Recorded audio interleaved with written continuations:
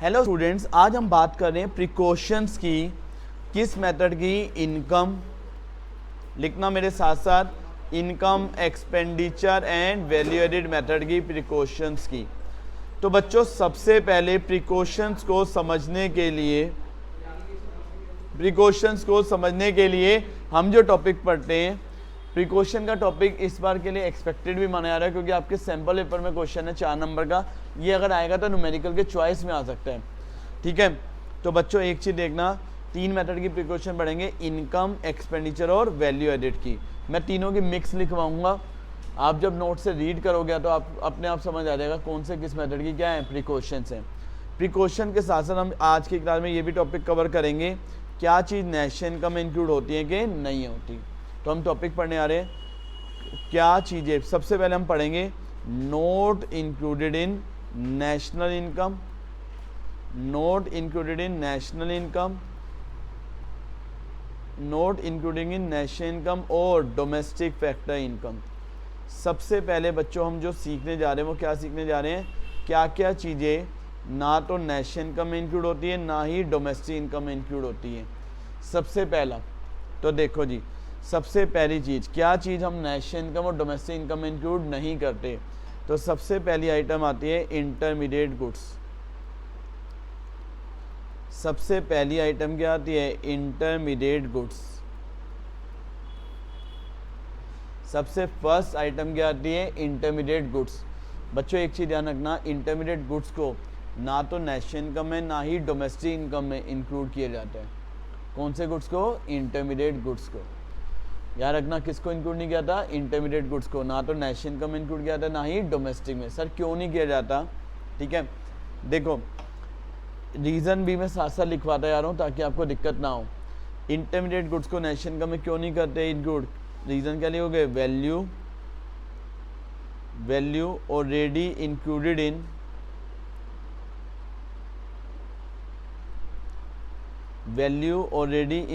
इन final goods.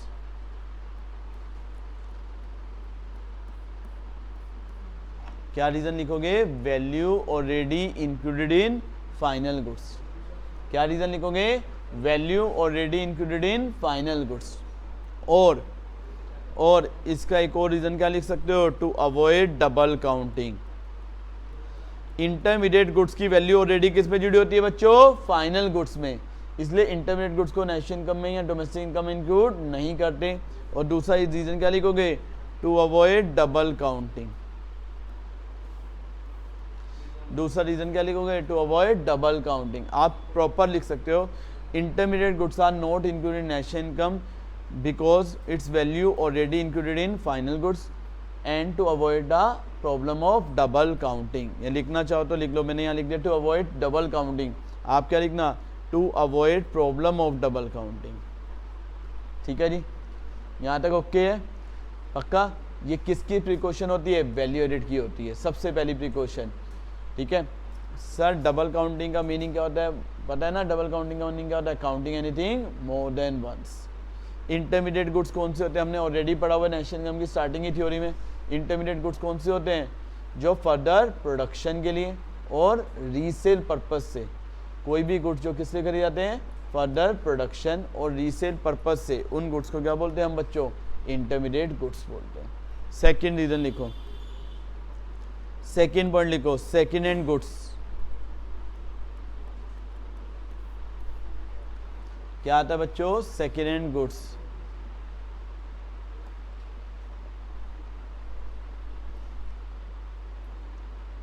Second reason लिखना क्या आता है? Second hand goods. अच्छा, सेकेंड हैंड गुड्स को नेशनल इनकम या डोमेस्टिक इनकम में इंक्लूड नहीं करते। रीजन क्या लिखोगे? ठीक है, सेकेंड हैंड गुड्स को नेशनल इनकम और डोमेस्टिक में इंक्लूड नहीं करते। रीजन क्या होगा? क्या रीजन लिखो? Reason value already included in the year of production. जिस ईयर में इस गुड्स की क्या होती है? प्रोडक्शन, उस ईयर में इसकी वैल्यू ऑलरेडी क्या हो गई होगी? इंक्लूड। ठीक है, अब हम एक ही चीज़ को खरीद रहे हैं, बेच रहे हैं, क्या उस वैल्यू को बार बार इंक्लूड किया जाता है? नहीं। तो याद रखना बच्चों, सेकेंड हैंड गुड्स को नेशनल इनकम में इंक्लूड नहीं करते। तीसरा point, transfer payment transfer payment और ट्रांसफ़र इनकम, इसको भी नेशनल इनकम इंक्लूड नहीं किया जाता। Sir transfer payment transfer income क्या होती है? डिफरेंस पड़ा था फैक्टर और ट्रांसफ़र में। क्या होता है? Old age pension, scholarship, pocket money, ये सारी कौन सी पेमेंट होती है? ट्रांसफ़र। याद रखना बच्चों, ट्रांसफ़र पेमेंट और ट्रांसफ़र इनकम को हम नेशनल इनकम इंक्लूड नहीं करते। रीज़न क्या लिखोगे? क्या रीज़न लिखोगे? ओनली, देखो रीज़न क्या लिखोगे? अगर पेमेंट आया है तो क्या लिखोगे? Only factor payment is included. अगर पेपर में पढ़ा है ट्रांसफ़र इनकम वाला तो क्या लिखोगे? Only factor income, only factor payment और फैक्टर इनकम इज इंक्लूडेड। क्या लिखोगे? ओनली फैक्टर पेमेंट और फैक्टर इनकम इज इंक्लूडेड। सिर्फ फैक्टर पेमेंट को और फैक्टर इनकम को नेशनल इनकम में क्या करते हैं? Include.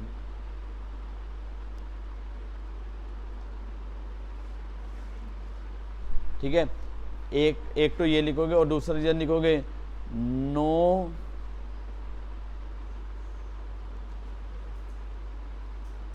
No value addition in the goods and services.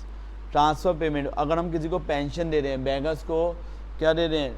पैसे दे रहे हैं, चैरिटी में कुछ पैसा दे रहे हैं, क्या इससे कोई गुड सर्विस की वैल्यू में कोई एडिशन हो रहा है? नहीं। तो रीजन क्या लिखोगे? No value addition in the goods and services.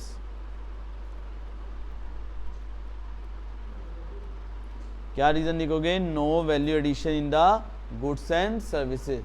इससे कोई भी वैल्यू एडिशन नहीं होता, किसमें? गुड्स एंड सर्विसेज में।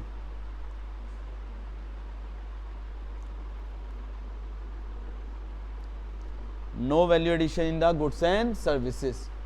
यहां तक क्लियर है? अच्छा, fourth point services of housewife. Services of housewife,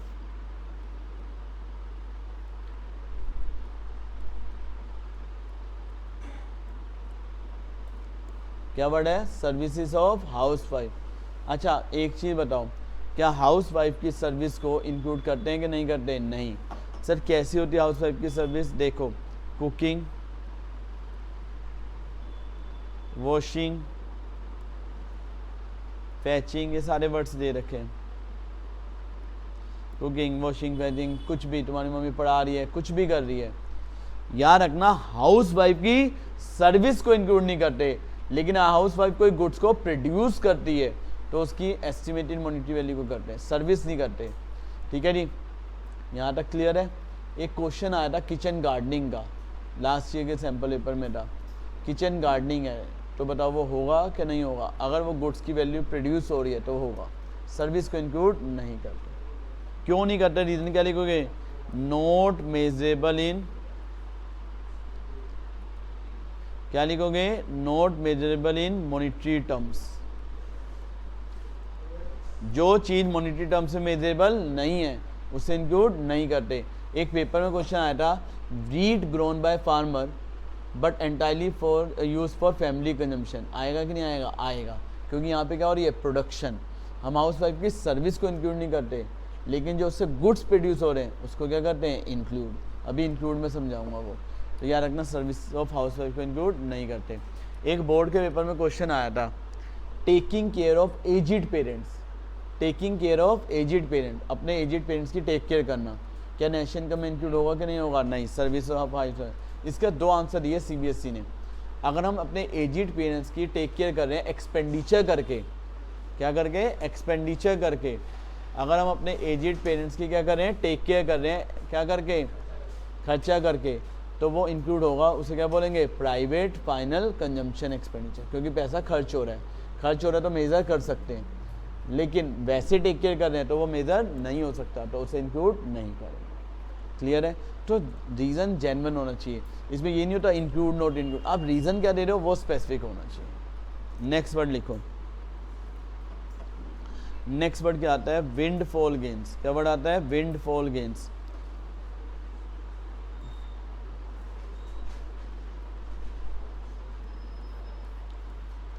क्या वर्ड आता है बच्चों? Wind fall gains. क्या वर्ड आता है? Wind fall gains. किसे कहते हैं? Lottery income. क्या बोलते हैं, लॉटरी इनकम। लॉटरी इनकम को क्या इंक्लूड करते हैं कि नहीं करते, नहीं करते। रीज़न क्या लिखोगे, नो वैल्यू एडिशन, इससे वैल्यू में कोई एडिशन नहीं हो रहा। विंडफॉल गेन्स का मतलब क्या है, लॉटरी से जो इनकम होती है, तो इससे कोई गुड सर्विस जनरेट नहीं हो रहे। हम सब ने लॉटरी में पैसा लगाया, एक बंदे की लॉटरी निकल गई, उसे पैसे मिल गए, और जो एजेंट है, तो लॉटरी से कोई गुड सर्विस जनरेट हुए कंट्री के अंदर, नहीं, तो इसे इंक्लूड नहीं करना। नहीं नहीं, वो आपको ये बोल रहा है जो गेन हो रहा है, अचानक गेन हो रहा है, ठीक है। अब मेरी अचानक लॉटरी लग गई 1 लाख की, तो 1 लाख की जो मेरी इनकम हुई है वो नेशनल इनकम इंक्लूड होगी कि नहीं होगी, नहीं, क्योंकि इससे कोई गुड सर्विस जनरेट नहीं हो रहा। अच्छा, नेक्स्ट वर्ड लिखो जी, इल्लीगल इनकम।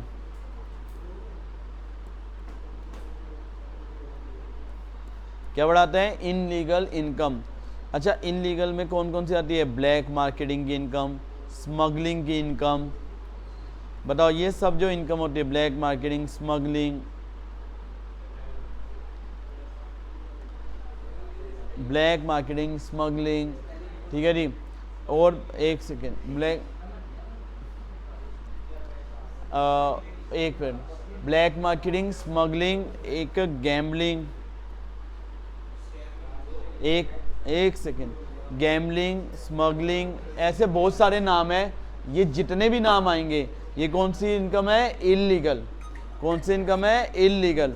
और एक चीज़ याद रखना, इल्लीगल इनकम को, कौन सी इनकम को, इल्लीगल इनकम को नेशनल इनकम में कभी इंक्लूड नहीं करते। सर क्यों नहीं करते, इसका रीज़न क्या है, इल्लीगल इनकम को क्यों नेशनल इनकम में इंक्लूड नहीं करते? तो इसका आंसर सिंपल याद रखना, इल्लीगल इनकम का आंसर क्या होगा, नॉट मेजरेबल इन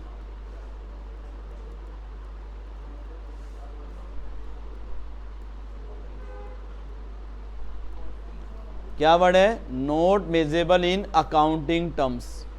हम इसे अकाउंटिंग टर्म्स में मेजर नहीं कर सकते, इसलिए इल्लीगल इनकम को कभी भी नेशनल इनकम इंक्लूड नहीं किया जाता।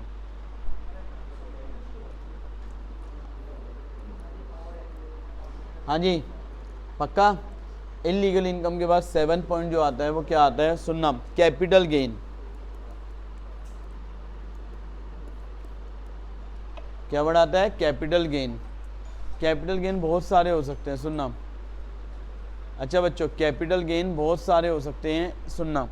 सबसे मेन होता है कैपिटल गेन का मतलब, देखो मेरे पास 10 लाख की कोई चीज़ थी, मैं 10 लाख की प्रॉपर्टी खरीदी थी, वो प्रॉपर्टी 15 लाख की हो गई। कितने की हो गई, 15 लाख की।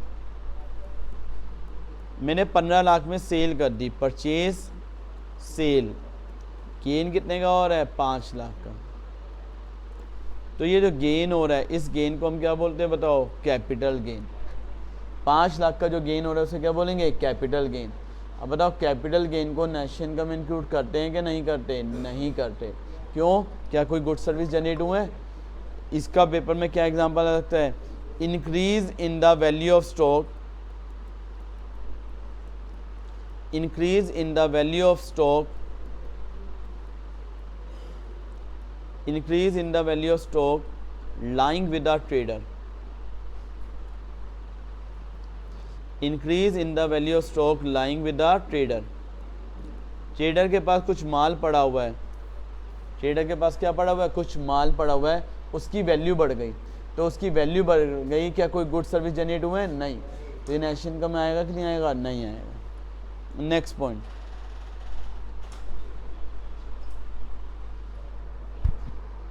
अच्छा नेक्स्ट पॉइंट देखो क्या कहता है, नेक्स्ट पॉइंट यहाँ तक क्लियर है, रेमिटेंसेस फ्रॉम एब्रोड।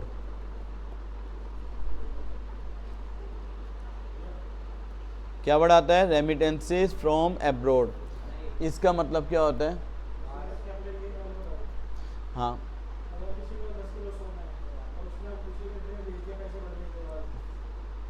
जहाँ मर्जी बेचो, जो गेन हो रहा है, कई कंट्री में कोई गुड्स जनरेट हुए हैं, नहीं, क्या सर्विस हो रही है, नहीं, तो नेशनल इनकम इंक्लूड नहीं होगा। टैक्स तो लगता है, वो टैक्स अलग चीज़ है, गेन से कोई कंट्री में गुड्स तो जनरेट नहीं हो रहे ना, कोई प्रोडक्शन तो नहीं हो रही ना, तो इसलिए उसे इंक्लूड नहीं करते। अच्छा, रेमिटेंस फ्रॉम एब्रोड। अच्छा, रेमिटेंसेस का मतलब क्या होता है, सुनना। देखो इसका पेपर में क्वेश्चन कैसे आया था, सुनना। Money receive from a relative, paper में क्वेश्चन कैसे आया था, money receive from a relative, money receive from a relative working abroad. क्या वर्ड है, money receive from a relative working abroad. क्या वर्ड है, money receive from a relative working abroad. हमें कोई भी मनी रिसीव हो रही है, किससे रिसीव हो रही है, रिलेटिव से। Money receive from a relative working abroad, आपके रिलेटिव बाहर काम कर रहे हैं, आपको उनसे पैसा मिल रहा है, तो बताओ वो नेशन इनकम में आएगा कि नहीं आएगा, नहीं आएगा। क्यों नहीं आएगा बताओ, रेमिटेंसेस, रीजन क्या लिखोगे, ट्रांसफर पेमेंट। रीजन क्या लिखोगे, ट्रांसफर पेमेंट। हाँ जी, रीजन लिख लिया, क्या रीजन लिखोगे, ट्रांसफर पेमेंट। और ट्रांसफर पेमेंट को नेशनल इनकम इंक्लूड नहीं करते। यहां तक क्लियर है।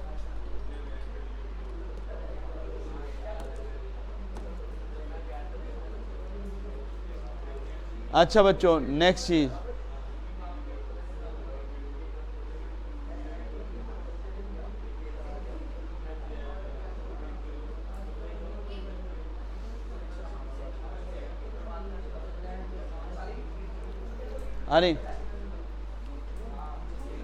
अरे हाँ जी बच्चों, क्लियर है यहाँ तक। क्या था, money receive from a relative working abroad. क्या ये नेशनल इनकम आएगा कि नहीं आएगा, नहीं आएगा। इसे क्या बोलेंगे, रेमिटेंसेस फ्रॉम एब्रोड। इसको नेशनल इनकम इंक्लूड नहीं करते। अगला पॉइंट लिखो, 9th पॉइंट। 9th पॉइंट लिखना, देखो जी, शेयर्स एंड डिबेंचर्स।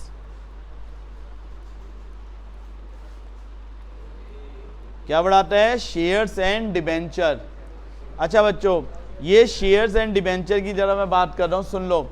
इसे एक तरह से क्या बोलते हैं, शेयर डिबेंचर को, फाइनेंशियल ट्रांजैक्शन। बच्चों शेयर्स डिबेंचर को क्या बोलते हैं, फाइनेंशियल ट्रांजैक्शन। और क्या बोलते हैं, पेपर क्लेम। मैंने किसी को लोन दिया, कुछ टाइम बाद वो लोन वापस दे देगा, फिर मैं किसी को लोन दूंगा, कुछ टाइम बाद वापस दे देगा। क्या लोन की वैल्यू को नेशनल इनकम में इंक्लूड करना चाहिए, नहीं। शेयर डिबेंचर को कभी इंक्लूड नहीं करते। अगर शेयर की वैल्यू बढ़ रही है वो कैपिटल गेन है, मकान की वैल्यू बढ़ रही है कैपिटल गेन है। कैपिटल गेन को नेशनल इनकम इंक्लूड नहीं करते। अगर प्राइस बढ़ने की वजह से आपको कोई गेन हो रहा है तो नेशनल इनकम इंक्लूड नहीं होता, उसे कैपिटल गेन बोलते हैं। अच्छा जी, 10th पॉइंट। हाँ जी, 10th point, interest on loan. 10th point क्या है, interest on loan taken for consumption purpose. Interest on loan taken for consumption purpose. अगर आपने कंजम्पशन पर्पस से कोई भी लोन लिया है तो उसको हम नेशनल इनकम या डोमेस्टिक में इंक्लूड नहीं करते। क्यों नहीं करते सर, क्योंकि वो क्या बन जाता है, ट्रांसफर पेमेंट। क्या बन जाता है, ट्रांसफर पेमेंट। ठीक है जी। एक चीज याद रखना, 1 मिनट, अगर लिखो इंटरेस्ट ऑन लोन, अगर बच्चों पेपर में लिखो interest on loan taken for, हाँ बच्चों सुनना, अगर पेपर में लिखो interest on loan taken by government, interest on loan taken by government. अगर गवर्नमेंट ने लोन लिया है, गवर्नमेंट ने लोन लिया है, कुछ नहीं लिखा, तो हम क्या एज्यूम करेंगे, गवर्नमेंट ने किस पर्पज से लोन लिया है, कंजम्पशन पर्पज से। याद रखना बच्चों, अगर गवर्नमेंट ने लोन लिया है, हमें मेंशन नहीं है किस पर्पज से लिया है, तो हम क्या मानेंगे, किस पर्पज से लिया है, कंजम्पशन पर्पज से। किस पर्पज से लिए है, कंजम्पशन। और कंजम्पशन पर्पज से कोई भी लोन लिया जाता है उसके इंटरेस्ट को नेशनल इनकम इंक्लूड नहीं करते। इसको पेपर में बच्चों एक और नाम से बुलाते हैं, नाम देखना क्या आता है इसका, नेशनल डेब्ट इंटरेस्ट।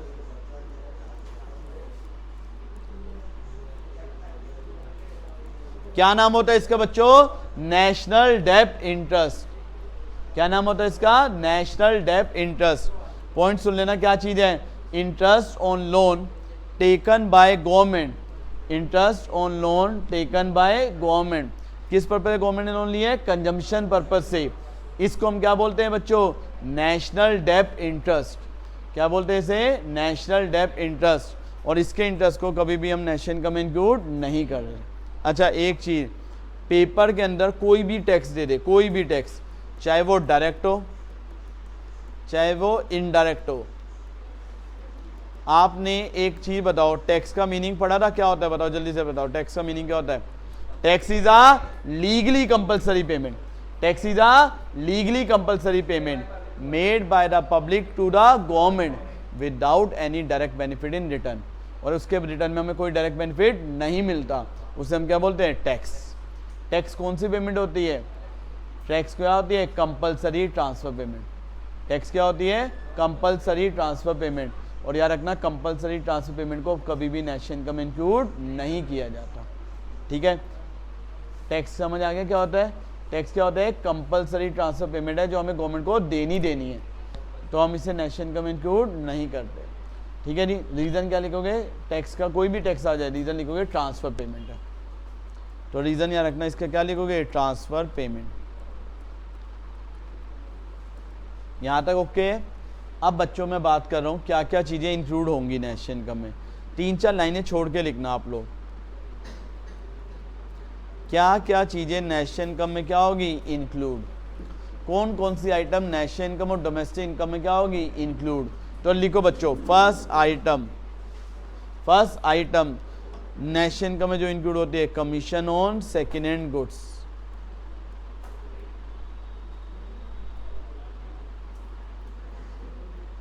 अच्छा बताओ बच्चों, सेकेंड हैंड गुड्स को क्या हम नेशनल इनकम में इंक्लूड करते हैं? नहीं, सेकेंड हैंड गुड्स को कभी भी नेशनल इनकम में इंक्लूड नहीं करते। लेकिन जो सेकेंड हैंड गुड्स के ऊपर क्या मिलती है? कमीशन। जो सेकेंड हैंड गुड्स के ऊपर क्या मिलती है? कमीशन। उसको हम नेशनल इनकम में क्या करते हैं? इंक्लूड। क्या करते हैं? उसे इंक्लूड। तो रीजन क्या लिखोगे? It is a fresh service,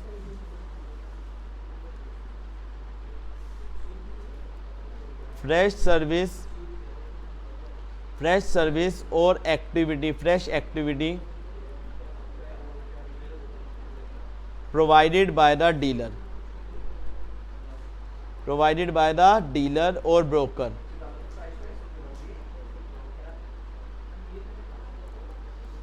समझ आ गया? अच्छा, एक चीज और, एक मिनट, नोट इंक्लूड में एक पॉइंट और लिख सकते हो, सेल ऑफ लैंड। मैं लैंड वर्ड लिख रहा हूं, प्रॉपर्टी नहीं लिख रहा। अगर प्रॉपर्टी को सेल करेंगे, गेन होगा तो कैपिटल गेन में जाएगा। शेयर डिवेंचर हो, चाहे नए हो चाहे पुराने, गेन होगा तो कहाँ जाएगा? Capital gain. लेकिन अगर सिर्फ लैंड लिखा हो, जमीन, एक जमीन कितने लोग खरीदते हैं, कितने लोग बेचते हैं, तो जमीन की वैल्यू को कभी इंक्लूड नहीं किया जाता। हर कंट्री की लैंड क्या होती है? लिमिटेड होती है। लोग कितनी बार खरीदते बेचते हैं, तो लैंड को क्या बोलते हैं? Free gift of nature. और अगर लिखा हो sale of property, gain from sale of property, तो कहाँ पे चलेगा? कैपिटल गेन में। ठीक है, लैंड को कोई भी खरीदता बेचता है, लैंड को कोई, सेकेंड हैंड गुड्स को इंक्लूड नहीं करते। लेकिन सेकेंड हैंड गुड्स को बिकवाने के लिए डीलर ने अपनी पूरी हेल्प दी है, सर्विस दी है, तो उसको जो कमीशन मिलेगी वो क्या करेंगे? इंक्लूड, क्योंकि उसने वो क्या दी है? फ्रेश सर्विस दी है। नेक्स्ट पॉइंट लिखो जी। हाँ जी, यहाँ तक क्लियर है? कौन कौन से पॉइंट समझ आ गए? Commission on second hand goods. इसके बाद बच्चों सेकेंड पॉइंट क्या आता है वो सुनो। क्या हम शेयर डिबेंचर को इंक्लूड करते हैं? नहीं, हम शेयर डिबेंचर को इंक्लूड नहीं करते। लेकिन उसके ऊपर जो क्या मिलता है? इंटरेस्ट,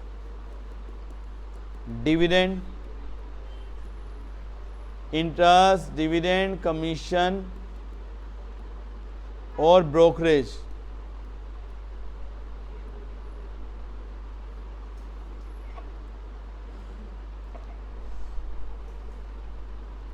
एक वर्ड आता है अंडर राइटर, पहले interest, dividend, commission, under writer fees, ये सब चीज़ें, ब्रोकरेज फीस, ये जितनी भी चीज़ें होंगी ये किसके ऊपर? शेयर्स और डिबेंचर के ऊपर वो इंक्लूड होगी। लेकिन शेयर डिबेंचर को हम इंक्लूड नहीं करेंगे। क्लियर है? थर्ड पॉइंट क्या आता है बच्चों? Production for self consumption. क्या बढ़ाता है? Production for self consumption.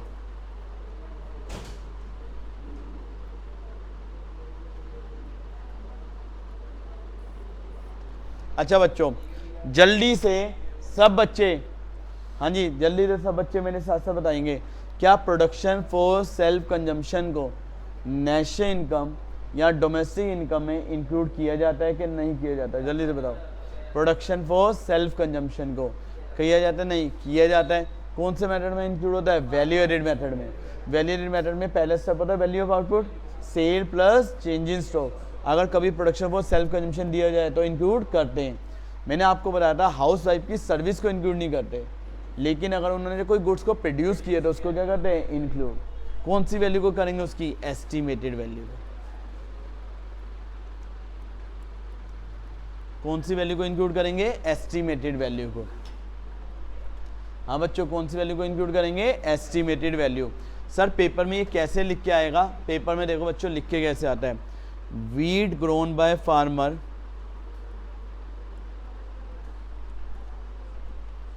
क्या बढ़ाएगा? Wheat grown by farmer but entirely use wheat grown by farmer but entirely used for family consumption।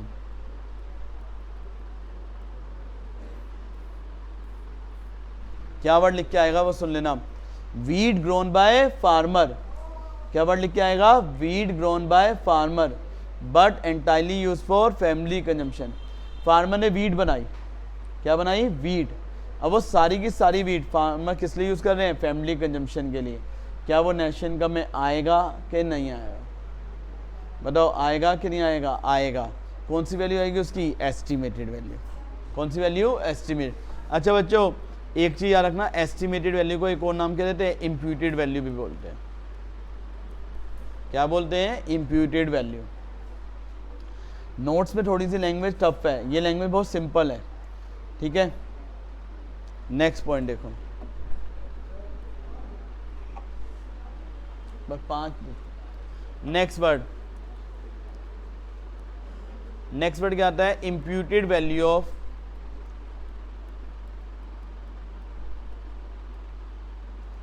बच्चों क्या वर्ड आता है? Imputed value of own account production. क्या बोलते हैं? Imputed value of own account production. आप खुद काम कर रहे हो अपनी फैक्ट्री में, क्या खुद से सैलरी लोगे कि नहीं लोगे? नहीं लोगे, लेकिन किसी और को रखते तो सैलरी देनी पड़ती, तो एस्टिमेटेड वैल्यू आएगी कि नहीं आएगी? आएगी। पेपर में कैसे आया हुआ है सुन लो, पेपर में कैसे आया हुआ है? Farmers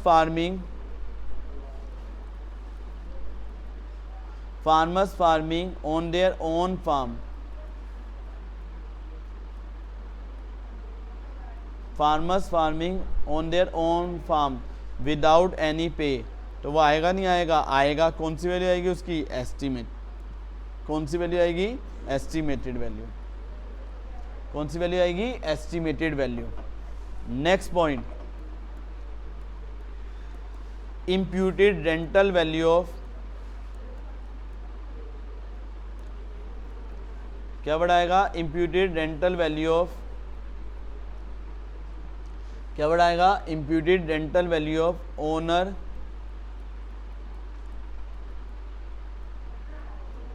imputed rental value of owner occupied house. मेरा खुद का मकान है, क्या है? मेरा खुद का मकान है। अब जो मेरा खुद का मकान है उस पर मैंने कोचिंग खोल लिया, क्या मैं खुद से रेंट लूँगा? लेकिन एस्टिमेटेड रेंट की वैल्यू नेशनल इनकम में आनी चाहिए, नहीं आनी चाहिए? आनी चाहिए, ठीक है जी, कोई दिक्कत तो नहीं है। Next point, interest on loan taken for production purpose. अगर प्रोडक्शन पर्पस से लोन लिया है तो बताओ वो आएगा कि नहीं आएगा? नेशनल इनकम में आएगा। क्यों? इससे गुड सर्विस क्या हो रहे हैं? जनरेट हो रहे हैं। क्या हो रहे हैं? गुड सर्विस जनरेट हो रहे हैं। एक वर्ड और याद रखना सर, याद रखना government final consumption expenditure. Sir ये क्या होता है, थोड़ा सा ना दिक्कत होती है। देखो मैं इसे समझाता हूँ आपको। गवर्नमेंट ने पेंशन दी या गवर्नमेंट ने फ्लड विक्टिम को पैसे दिए, गवर्नमेंट ने फ्लड विक्टिम को पैसे दिए, क्या वो नेशनल इनकम में आता है? नहीं आता। फ्लड विक्टिम को पैसा दिया, नहीं आता, ट्रांसफर पेमेंट होती है। लेकिन आप गवर्नमेंट हॉस्पिटल में इलाज करवाने जाते हो, गवर्नमेंट हॉस्पिटल में डॉक्टर जॉब कर रहे हैं, तो गवर्नमेंट उन्हें सैलरी दे रही है, क्या फ्री में दे रही है? उनकी सर्विस के बदले दे रही है, सर्विस के बदले। तो वो आएगा कि नहीं आएगा? आएगा। उसे क्या बोलेंगे? Government final consumption. गवर्नमेंट ने स्ट्रीट लाइटिंग में खर्चे किए, क्या वो ट्रांसफर पेमेंट है? गवर्नमेंट फाइनल कंजम्पशन एक्सपेंडिचर है, गवर्नमेंट फाइनल कंजम्पशन। जो गवर्नमेंट के रूटीन के खर्चे हैं और किसी के से सर्विस लेने के बदले हैं, तो वो नेशनल इनकम इंक्लूड होते हैं। ओके, समझ आ गया? ये पॉइंट पक्का ना? अच्छा, आपको पेपर में ऐसे दे देंगे, एम्प्लॉई को मेडिकल फैसिलिटी दी, एम्प्लॉई को लोन दिया, इंटरेस्ट फ्री लोन दिया, तो अगर एम्प्लॉयर अपने एम्प्लॉय को कुछ भी बेनिफिट दे रहा है, एम्प्लॉयर अपने एम्प्लॉय को क्या दे रहा है? कुछ भी बेनिफिट इन काइंड में, तो वो तुम्हें पता है सीओई में आता है, कंपनसेशन ऑफ एम्प्लॉइज में। उसको हम बताओ नेशनल इनकम इंक्लूड करते हैं कि नहीं करते? करते हैं। करते हैं कि नहीं करते? करते हैं। क्लियर है? पक्का? ठीक है, इनकम मेथड में इंक्लूड होता है ना, सर्विस के बदले में। अच्छा एक पॉइंट, सब्सिडी। बच्चों याद रखना, सब्सिडी किसका एग्जाम्पल होता है? सब्सिडी किसका एग्जाम्पल होता है? ट्रांसफ़र पेमेंट का। सब्सिडी किसका एग्जाम्पल है? ट्रांसफ़र। तो सब्सिडी अगर आए तो क्या लिखोगे? ट्रांसफ़र पेमेंट है। ठीक है जी, इसका क्वेश्चन आ चुका है इसलिए बता रहा हूँ। सब्सिडी कौन सी पेमेंट है? ट्रांसफ़र। और इसे हम नेशनल इनकम इंक्लूड, सब्सिडी को हम नेशनल इनकम इंक्लूड नहीं करते ट्रांसफर में। अच्छा एक और एग्जांपल बता रहा हूँ,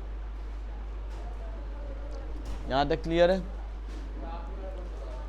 अच्छा एक minute, festival gift, festival gift ये भी कौन सा पेमेंट है? ट्रांसफर।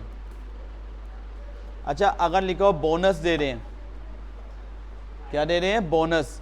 तो बोनस किस में आएगा? कंपनसेशन ऑफ एम्प्लॉइज में। बोनस उसके साल की परफॉर्मेंस देख के दिया जाता है, फैक्टर पेमेंट होती है। ठीक है जी? क्या? अरे जो भी गवर्नमेंट रूटीन के खर्चे करती है उसे क्या बोलते हैं? Government final consumption expenditure. Sir ये कहाँ से पढ़ें प्रिकॉशंस? एक मिनट, अगर आप घर पे पढ़ लेना, प्रिकॉशंस बता रहा हूँ, कर लेना, मैं बार बार बोल रहा हूँ। और पे नंबर देखो क्या क्या मैंने अब करवा दिया और क्या क्या पढ़ना है आपको। पे नंबर 152 से तीनों मेथड की प्रिकॉशन चालू हो जाएगी, पहले वैल्यूएटेड, फिर इनकम, फिर एक्सपेंडिचर। स्टेप समझ आ रही है? 151 से बुकलेट का पेज नंबर 151 से लेके 153 तक तो प्रिकॉशन, फिर 153 से चालू हो जाएगा टॉपिक इंक्लूड और नॉट इंक्लूड का, वो आपको पढ़ लेना। अब ये चैप्टर जिन्होंने स्टार्टिंग से किया है नेशनल इनकम उनका कंप्लीट होता है। सर टेस्ट रेडी रहें आप टेस्ट के लिए, कल आपका टेस्ट है।